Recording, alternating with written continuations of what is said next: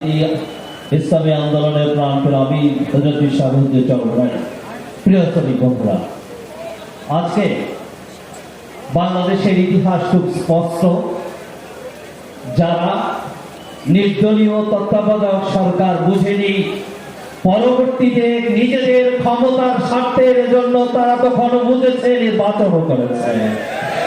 আজকে যারা পিয়ার বোঝে না, আজকে যারা পিয়ার খায় না, মাথায় দেয়, স্পষ্ট লিখে রাখেন, সুযোগ আসতেছে তারাই বলবে পিয়ার ছাড়া সুস্থ নির্বাচন হয় না, হবে না। প্রিয় শ্রমিক বন্ধুরা, আজকে আমি আহ্বান জানাতে চাই, চাঁদাবাজ এদেশের চিন্তাধারা যারা আছে, আগামী নির্বাচনে ইসলাম ক্ষমতা দাও, উলামায়ে কেরাম ক্ষমতা চাই। এই দেশে কি আমরা রাজি আছি কিনা? আমাদের ক্ষমতা হবে ইসলাম। আগামী দিনে দেশে আমি 13ই রাতে সংসদে নির্বাচন হবে, ইসলামের বিজয়, উলামায়ে কেরামের বিজয়, ইসলামী আন্দোলন বাংলাদেশের বিজয়। সবাইকে ধন্যবাদ।